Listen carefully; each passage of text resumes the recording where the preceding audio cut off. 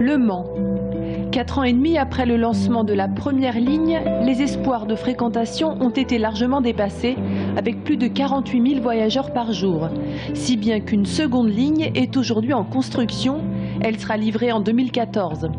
Quelques années après l'arrivée du tramway dans sa ville, le maire du Mans, Jean-Claude Boulard, reste surpris par l'effet du tram sur sa ville. Au-delà du mode de transport, qui est intéressant, qui est rapide, qui est un succès, les travaux que l'on fait d'urbanisation autour changent le visage de la ville, la modernisent, il y a une sorte de fierté aussi des personnes. Il y a vraiment avant le tram et après, quoi. Et c'est ce que les Tourangeaux vont vivre, après avoir vécu des travaux qui sont toujours une phase un petit peu difficile. Quand les Manceaux me disent « Ah non, monsieur, j'en reviens pas », je leur dis « Moi non plus ».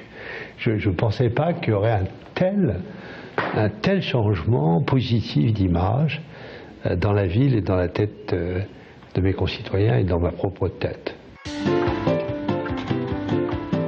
Changer l'image de la ville, c'était aussi le souhait de Reims. Il y a un an, la ville inaugurait sa première ligne de tramway.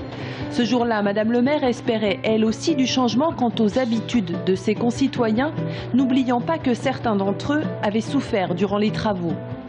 On ne décrète pas dans une ville qu'on arrête de servir de sa voiture du jour au lendemain, mais petit à petit, quand ils vont s'apercevoir que pour un étudiant, par exemple, aller du centre-ville à la fac à Croix-Rouge, ça prend 3 fois moins de temps que de prendre sa voiture, ben c'est un changement culturel qui va se faire petit à petit.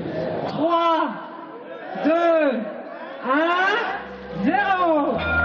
À Reims, l'inauguration a rassemblé près de 30 000 personnes. Reste à savoir comment les Tourangeaux accueilleront leur propre tramway après les festivités dans leur quotidien et si Tours, avec son tram, dévoilera un nouveau visage.